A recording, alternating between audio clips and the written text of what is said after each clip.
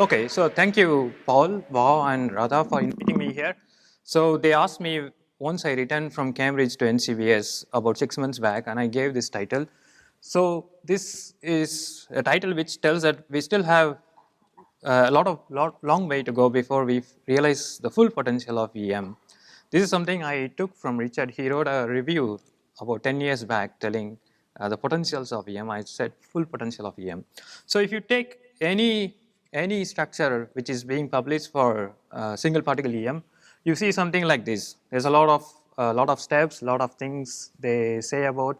And in this particular example, you can see that they collected about 7,500 micrographs, and it's about 3 million particles. And then they go on to do different steps, and then in the end, you get about 800,000 particles to get to 4 angstrom. So this is one way of doing, which is to get a structure. You just go on through a lot of data sets.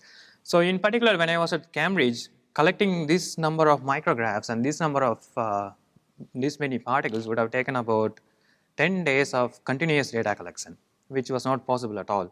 So we think in a different way. So this is from a table from what Richard wrote in a review in 1995, one of the main reasons why he got the Nobel Prize. So what he calculated from the first principle was that irrespective of the size of the molecule, a large virus or a small protein, all you needed was about 12,500 particles to get to about 3 angstrom. So this estimate has been revised, and now using different criterion, we think that you just need about 600 particles. So if it was a virus, then you need about 10 particles, and then you should be able to get 3 angstrom. But in practice, when we think of before the detectors, either with 2D crystals or with viruses, you see that we need millions of copies to get to similar resolution. But with the advent of the new detectors, this number has come down significantly. So we need something between 50,000 to 100,000 for a ribosome, and for small membrane proteins, about 350,000 copies. So these we calculate using what we call a B factor, which is a combination of what we get from image and the error we get from the computation, which is basically the orientation inaccuracy of the particles. So this totally gives us a value which tells how many particles you need to attain a given resolution. So we know that these three are the three major factors which limit the resolution attainable for a given specimen with given number of particles. So radiation damage is something which we can't avoid. That's a physical property. And beam induced movement and charging, some of this can be corrected computationally, this cannot be. And then the detectors, which have made a big difference.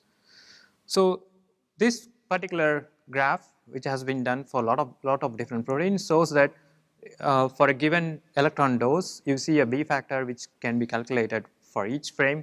Then you see that it kind of starts very low and then plateaus and then goes down. This is radiation damage, and we think that this is initial movement. Ideally, this graph should look more like this, starting from top here in plus and then goes down to the negative values. This initial movement we think could be because of charging or stress release. This is one of the major factors why we think we need more particles than what theory says. And the next one is detector. The best detector currently now is the K2 summit, where it starts very high at the lower frequency, the DQE, then it goes down when we go to the higher frequency. So these two are the main thing we thought are important for getting high resolution EM structures with less particles. So I'm going to use East FO F1 ATP synthase. Wow gave you an example of VATPase. So this is in collaboration with John Walker's group at the mitochondrial biology unit in Cambridge. So there's a lot known about VATPase. There are 3 different types. So F, V, and A type. Since Wow told, I will just tell that the F type has 1 peripheral stalk, the V type has 3, and then the A type has 2. So there's a lot known about the F1 ATPase, starting from the alpha 3 beta 3 gamma in 1994, determined by John Walker and Andrew Leslie. So this at that time was the single big structure in a given asymmetric unit. Then subsequently, John Walker and Andrew Leslie also determined the full F1 subunit in 2000, and Daniela Stark in 1998 determined F1 C10 structure. So with these structures, it was possible to verify the binding change mechanism which Paul Boyer proposed in 1993, and using different analogs, they were able to trap between these three states, which is called the open, tight, and the loose state. So my interest was to understand how these missing regions, which were the membrane subunits at that time, this was a map which was done by John Rubinstein in Richard's lab in 2003 of the bovine ATPase, and then John Walker's group docked all the known crystal structures. These are the missing regions which were not known. And we know that it's a very highly heterogeneous specimen with existing in different states. So we thought it is a good example specimen for trying with EM, not only for image analysis, but also to see how detectors help to get better structures. What we also did was to use an inhibitor protein for structural studies so that we can trap the F1 region in one particular state. This is a crystal structure with an inhibitor protein which binds to this interface between the alpha and the beta DP and locks the rotation of this gamma subunit here. So that way we think that we will get at least 3 minimal states or 6. But also we use the inhibitor protein to also pull down the ATP synthase from different yeast, and we chose Pichia angusta, which has 15 subunits and 6 transmembrane subunits, so about half a megadalton. So this was done in 2014 to 2015. This is a micrograph of the ATP synthase where you can clearly see the individual molecules, and this is a 2D class average showing the peripheral stalk, the membrane region, and then the F1 region. So because it's heterogeneous, so we use classification to get 3 different states. So here I color coded the central stalk into 3 different colors. The gamma subunit in blue, the green is delta, and the epsilon in magenta. So there are 3 different states. This particular state where the inhibitor protein is facing away from the screen and inhibitor protein in cyan. So they are roughly related by about 120 degree, and they are between 7 to about 8 angstrom. What we learned from this structure, so we docked the models. What we learned from the structure was that, as expected, the inhibitor protein locks the F1 and the central gamma subunit in one particular direction. These are the map and these are the model. You can clearly see that the inhibitor protein is interacting with the gamma subunit to lock it. And the other thing we found in the membrane region was that it is a C10 ring, and then these horizontal helices, which are the A subunits, at the same time also was described by Werner's lab and John Rubinstein's lab. So this was unexpected at that time. And with this structure, we were able to propose how the proton translocated. So at this time, in 2015, I kind of stopped because with 42,000 particles, we were about 7 angstrom in resolution, and then I calculated how much would I need to get to about 4 to 5 angstrom. So it was like 500,000 particles, 500,000 particles, which was not practical in terms of what we were trying to do.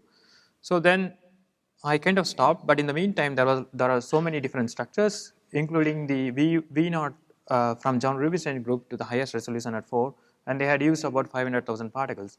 So in a way, I was glad that I stopped because they all reached very similar resolution with a different number of asymmetric unit. So then I was waiting, and then we got a new detector, so which says a better detector, give better structures. So this is a DQE curve again. It's unpublished from Greg McMullen, who was my colleague at LMB. So we got this new Falcon 3 detector in which operates in electron counting, and you can see here that it has a DQE curve which is far better than what was existing at the time, and it drops not very fast at the higher frequency. What counting means is that each of the electrons which are coming to the detector can be individually analyzed, and then this boosts the DQE very high. So to test whether the counting helps, we focused on one particular soluble enzyme. So here there are 2 populations of the given protein marked in blue and marked in red here. So there are 2 populations which we can clearly see, and this is a first population about 200 kilodalton. You can clearly see nice secondary structures already. And then when we compare how the detectors has improved, so you can see that the counting with similar number of particles has a improvement of about 0.8 angstrom in resolution.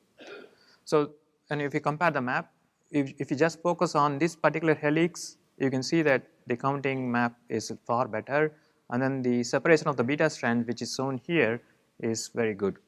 So then we went on to get this particular map at 3.3 angstrom for 31,000 particles, and you can see here that it's alpha 2 beta 2 dimer. It's 85 kilodalton of the alpha and then 15 kilodalton of the beta subunit, and so we could trace. So then there was no structure known. We could trace completely the molecule, and here are some examples of the density. So just to say how we started, there was 1 day of data collection, and day 2 and 3 was done for image processing, and then 4 and 5 for model building. So it took only 5 days to get the whole structure of this. So, and then the second population, it's a dimer of dimer, it's 400 kilodalton, and then again here with less particles, we were able to get about 3.6 angstrom. It's only 7,000 particles. Okay, so then we went back to see whether this new detector helps with the ATP synthase. So I took a grid which I had saved, and it was there for 1.5 years, and these are some of the images of the same enzyme, not a new prep, and then we took images. And now clearly in the class averages, you can already see that there are more features visible in the class averages with this counting detector.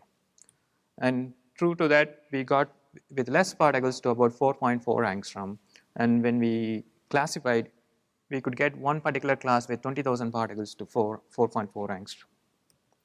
So when I compare with the old data, you can see that the increase in resolution is about 3 angstrom with the masked micelle. So this was very exciting. And then when we look at the map, so most of the F1 region had very high resolution, and as expected, the peripheral stalk and the membrane region of lower resolution. So these are some of the density for the inhibitor protein, where you can clearly see the side chains, and then this is the central gamma subunit where again you can trace, and the beta subunit where the gamma subunit where you have the beta strands is separated. So although the F1 region was very good, but the most interesting was the membrane part with the C ring and the A subunit, where we found that despite our classification, we still have some heterogeneity. You can see that it's possible that the rotor is still wobbling, and this could be because either we are not able to separate the heterogeneity here, or maybe lack of lipids is resulting in this heterogeneity. So this is something I will do at NCBS. Okay, now if you go back to this plot here, you can see that with integration, we needed about 10 power 10 particles to get to about 4 angstrom, but this has come down now with the counting mode, and we hope that with better detectors, we will be able to get better structures. So this is where we are now. We have very good understanding of the F ATPase. In the 6 months I have been here, there have been like 2 structures, and I know that Werner's lab has even a better structure than this. So there's a lot of competition, but hope we will be able to compete.